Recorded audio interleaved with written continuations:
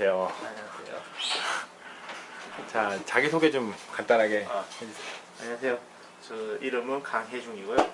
저는 지금 카타르 현장에서 인테리어 에어리어 3, 4쪽 이렇게 이제 인테리어 코디네이션을 담당하고 있습니다. 지금 뭐 크게 까미 현장 같은 경우는 장르벨 건축가가 설계한 비정형 건축물이고요. 일단은 지금 카타르에서 프로젝트명은 내셔널 카타르 맞나? 내셔널 뮤지엄 오브 카타르로 이렇게 진행돼서 지금 하고 있습니다. 지금 저 소속은 현대건설로해서 소속되어 있고요. 코디네이션이라고 하고는 뭐 말 그대로 뭐 이제 첫째적으로 인테리어에 관련된 뭐 빔 모델을 통해서 작업된 내용을 뭐 크래시나 뭐 문제점을 발견해서 그 문제점을 엔지니어와 함께 그 문제 풀어서 다시 작업을 지시하는 그런 역할을 하고 있다고 보시면 될 것 같습니다. 모델러가들이 작업해서 올려준 파일들을 기반으로 그걸 이제 뭐 크래시 체크라든지 뭐 문제점들을 발견해서 엔지니어와 함께 풀어서 다시 작업을 지시해주는 그런 역할을 해준다고 보면 되겠습니다. 그게 사는 거야? 네. 사는 거는 참 좀 열악한데도 그래도 이제 뭐 워낙 한국 생활 오래 하다 보니까 한국 생활 무식해서 그렇지 그냥 사는 데는 크게 지장 없고요. 먹는 것도 현대 건설 그쪽 숙소에서 한식으로 먹고 뭐 별다를 게 없이 뭐 근데 단지 좀 걱정되는 게 물 같은 게 이제 뭐 처음에 온 사람들은 물이 안 맞아가지고 고생을 하더라고요. 배탈 나고 그러나요? 배탈 나고 그런 거죠. 그 외에는 뭐 딱히 뭐 없습니다. 일간은 보통 한국에서는 뭐 아침 9시 출근, 뭐 8시 출근, 저녁에서 퇴근이지만 저희는 현장이다 보니까 새벽에 5시 반에 출근, 6시에 이제 아침 체조, 그다음에 6시 반부터 이제 일과를 시작해서 11시 반까지 오전 일과, 그다음 11시 반부터 1시 반까지 점심, 그다음에 1시 반부터 7시까지 오후 일과, 7시부터 8시까지 뭐 저녁 식사, 8시부터 뭐 이후로는 뭐 야근을 한다든지 그렇게 자율생활을 한다든지 그렇게 일과가 꾸려져 있습니다. 네, 야근 그냥 그렇게 하고 있죠. 근데 이제 현장에서는 이제 6월달 되면 이제 원래 계약서는 6월달까지가 마지막으로 되어 있다 보니까 공사가 6월까지 6월까지로 제가 듣기로는 이제 6월달까지 되는 걸로 들었는데 확실치 않고 그래서 그까지 뭐 일단은 뭐 보여주기에 뭐 공사가 많이 진행되는 거 보여준다는 식으로 해야 돼가지고 어쩔 수 없이 제가 야근을 해야 된다고 또 공사팀에서는 공사를 해야 되는데 계속 뭐 도면이 없다는 식으로 이렇게 계속 커뮤니케이션이 잘 안 되는 것 같아요. 공사팀이랑 설계팀이랑 커뮤니케이션 안 되다 보니까 현장팀 따로 설계팀 따로 이게 따로따로 가는 느낌이 좀 있기도 하고 이렇게 같이 간다고 하는 거 자기들은 같이 간다고 하지만 이제 안에서 내부적에서 느꼈을 때는 좀 공사랑 이렇게 뭔가 커뮤니케이션이 안 된다는 느낌이 드는 거죠. 근데 그게 안 되는 이유를 뭐 이렇게 생각해 보면 저희는 이제 빔 모델을 작업해서 빔 모델을 계속 보고 있지만 현장에서는 빔 모델을 보는 것도 아니고 단지 도면 하나로 보는데 건물이 뭐 전형 건물도 아니고 비정형 건물이라고 도면 하나도 보려니까 안 되고 하니까 자꾸 저희 설계팀에서 와서 요청을 하고 저희 쪽에서는 일이 바쁜데 그까지 다 신경을 쓸 수 없으니까 계속 그런 거에 대한 커뮤니케이션 계속 그런 오류가 계속 생기다 보니까 이제 오류가 생기다 보니까 공사가 좀 지연이 되는 것 같기도 하고 또 뭐 한편 문제는 계속 오류가 계속 문제점이 원래 많다 보니까 그 문제점 푸는데도 시간이 걸리고 하면서 공사가 계속 지연되는 것 같아서 저희가 좀 그걸 이제 미연에 방지하고 빨리 해결해보자 싶어서 야근을 하고 있는 시간이에요. 공사팀은 기존부터 원래 하고 있었고요. 저희 현장 같은 경우에는 주 야간으로 24시간 풀로 돌아가고 있는 상황이고요. 그래서 이제 지금 이제 골조 공사가 거의 한 80, 90%까지 완공이 되는 상태고 이제 완성되면 이제 다시 외장으로 이제 외장과 인테리어 동시에 작업이 시작되는데 지금 같은 경우에는 그러니까 작년이죠. 작년 11월 달부터 이제 갤러리 쪽 모델이 다시 다 바뀌었어요. 뭐더라? 프로젝션 하는 거 그거 때문인가요? 그런 것 같아요. 그런 것 때문에 갤러리에 들어간 디스크 모양이나 뭐 그게 다 바뀌는 바람에 다시 모델을 해야 되는 작업이 생겼고, 또 뮤지오그래피인가? 뮤지오그래피 그런 것 때문에 이제 바뀌어가지고 그 다시 공사가 좀 지연된 그런 것도 이유가 있고, 여러 가지 뭐 이유는 많죠. 뭐 모델러도 일단 제일 중요한 건 DP를 쓸 수 있는 사람들이 국내에서는 적고, 그다음에 그런 사람들을 구해서 작업한다는 게 참 어려운 현장에서. 그렇지만 지금까지 뭐 잘 해왔으니까 앞으로 잘 될 거라고 생각합니다. 지금 저 같은 경우 이제 3D 스캐너를 사용한 지가 이제 한 2달, 3달 좀 됐는데요. 처음에는 이제 한 5일 정도 교육을 받았고, 그 교육은 이제 실전으로 들어가서 직접 해보고 했는데, 제가 직접 3D 스캐너를 한 건 아니고 이제 공사팀에서 3D를 스캐너를 해서 그 데이터를 갖다 주면 그걸 제가 비교 분석해 주는 그 역할을 했거든요. 제가 쓰는 프로그램은 폴리웍스라는 프로그램이고요. 그다음에 그 제품은 ZF 레이저라는 그 머신기를 사용해서 쓰고요.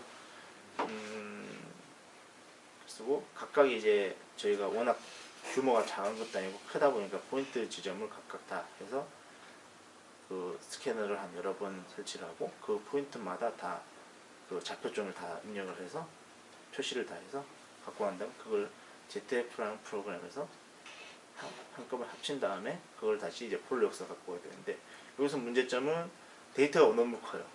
데이터가 너무 워낙 큰 데이터다 보니까. 포인트 클라우드 데이터 자체가 큰가요? 포인트 클라우드 자체가 데이터 크고요. 그다음에 그것도 이제 저희가 여러 개 실험을 해봤지만 뭐 미디움으로 찍든지 뭐 하이로 찍든지 퀄리티에 스캐닝 퀄리티에 따라서 틀리지만 저희가 중간에 하니까 잘 안 나오더라고요. 이렇게 멀리 있는 것까지 다. 저희가 워낙 큰데 가운데서 찍을 때문에 거리가 한 50m, 20m 좀 한 50m 차이 나면 좀 희미하게 나오고 하는 게 문제가 있다 보니까 그 퀄리티가 있다 보니까 더 데이터 더 커지는 그 상황이고, 그런 데이터들을 이제 이용해서 DP에서 IGS라는 이제 파일명으로 다시 변환을 해서 그 서페이스 면만 갖고 와서 폴리웍스에서 같이 비교를 해본 상황입니다. 그래서 처음에는 오차가 많이 나가지고 한 30, 40mm 났었는데, 이게 잘못됐나 싶어가지고 다시 이제 해본 결과 한 20mm 정도 하여서 이 정도는 뭐 표준 오차의 범위에 들어간다는 식으로 나왔고, 그 근래에는 이제 실링을 한번 찍어서 비교해봤는데, 실링이라는 건 이 천장 이제 부분을 했었는데, 해본 결과는 아주 뭐 타공이 이제 라이팅 구멍이나 뭐 스피커 구멍 다 정확하게 모델과 일치하는 걸로 다 판명이 났기 때문에 그렇게 문제는 없을 것 같습니다. 아직 지금 시공한 거에 대해서 비교를 하는데, 지금 앞으로는 계획은 이제 갤러리가 하나 완성될 때마다 계속 스캐너를 찍어서 비교 분석하는 식으로 계속 한다고 공사팀과는 협의가 된 걸로 알고 있습니다. 제가 이제 빔에 관심이 있어서 대학원을 가게 돼가지고 대학원에서 빔에 대해서 공부를 했지만, 그걸 공부한 기반으로 이제 빔의 현재 실제가 기반이 어떻게 이용되고 있냐, 그러니까 그걸 본 결과로서는 아직까지는 제가 생각하고 있던 빔이랑은 좀 차이가 많이 나는 것 같아요. 저 같은 경우에는 저도 이제 처음에는 안침할 때는 모든 걸 빔을 하면 다 된다 이렇게 생각을 했는데, 실제 실무에서 보니까 모든 게 다 하는 게 아니고 그만큼의 준비 기간이 워낙 많이 필요하다는 걸 이제 제가 제 몸소 느낀 거죠. 이게 빔을 하기 위해서는 그 전에 준비 단계가 너무 많이 필요하다는 걸 몸소 느끼게 됐고, 또 이제 한편으로 하면 모델 작업에서 미리 검토를 할 수 있다는 게 참 좋은 것 같아요. 건물 짓기 전에 저희가 이 건물의 문제점이 무엇이고 어떻게 풀어야 되고 그거를 이제 미리 할 수 있다는 게 좋은 것 같고, 아무튼 빔이란 건 참 유용한 그런 것 같습니다. 이번 건물 같은 경우, 그 프로젝트 같은 경우는 형태가 워낙 유니크하다 보니까 그쪽을 푸는 거에 되게 포커스가 맞춰진 것 그렇죠. 같아요. 정형화된 것도 없고 다 커스텀하게 만들어야 되는 거니까 어쩔 수 없는 것 같고, 그래도 이만큼 사용을 해가지고 효과를 본다는 게 3D 스캐너라든가 아니면 그런 모델과 비교해 본다든가 이런 것들을 할 수 있다는 것 자체가 되게 많이 발전된 것 같아가지고. 네.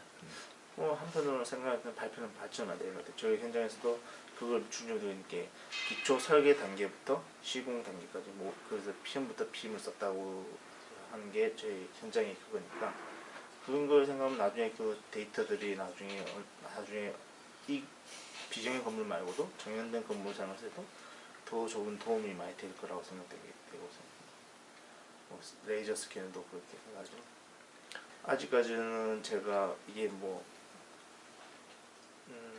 제가 정확하게 현대건설로 저를 한 게 아니라 계약직으로 이제 가서 하는 거기 때문에 저도 이제 나이가 어느 정도 되나 보니까 나이가 어떻게 되시는데? 제가 30입니다. 그러다 보니까 이제 제 자리로 좀 차지를 해야 되고 일단은 할 수 있는 데까지 도움을 주신 데까지 도움을 줘서 작업을 최대한 빨리 마칠 수 있도록 도움을 주고 그 이후로는 이제 한국에 국내에 들어와서 이제 저에 대한 맞는 다시 빔에 관련된 건축 그 자리를 찾아서 다시 떠나야죠. 저도 여기 이재경 실장님 대표님이 이야기하신 거랑 비슷한 생각을 하고 있는데 현장에서 제일 느낀 거는 제가 느낄 때 느낀 거는 빔 모델 디지털 프로젝트 자체 모델이 워낙 무겁고 크다 보니까 현장에서 뭘 편하게 볼 수 있는 게 없더라고요. 저도 항상 이제 IFC 파일로 변환해서 파일을 이제 태블릿에 넣은 다음에 가서 열어서 비교해보는 수준밖에 안 되니까 그러니까 이제 뭐 가서 편하게 볼라 해도 도면밖에 없는 거고 모델로 봐서는 열리는데 시간이 너무 걸려요. 그게 이제 가볍게 변환을 시켜서 편하게 뭐 현장에서도 비교해 볼 수 있는 그런 게 좋겠더라고요. 그래서 제가 찾아보니까 요 근래 찾아보니까 뭐 도면을 이게 폰으로 보면을 탁탁 찍어서 도면을 인출해서 그 사진을 찍는 그런 게 있더라고요. 그런 기능이 있던데 갑자기 이름 생각 안 나는데 무슨 뷰어는 아니고 무슨 평면 만들어주는 그런 매직 플랜. 네, 매직 플랜이 네. 있던 아이폰 앱이죠. 네. 그게 안드로이드 나왔더라고요. 아 그래요? 네. 그래서 그걸 활용해서 지금 저도 현장에서 지금 테스트 중이거든요. 그걸 하면서 이렇게 공간이 얼마나 나올 수 있는지 테스트 중인데 해보니까 비정형은 조금 좀 부족하고 평면상에서는 그냥 네모 반듯한 평면에서는 가능하긴 하더라고요. 근데 아직까지는 비정형에서는 굴곡이 돼 있고 하다 보니까 조금 사용하는 데는 문제가 아직까지는. 현장에서도 계속 공사팀에서 빔 요원이 필요하다고 계속 어필을 하고 있지만 살짝 실행을 안 되고 있는 상황이라서 뽑진 않죠. 뽑진 않고 있죠.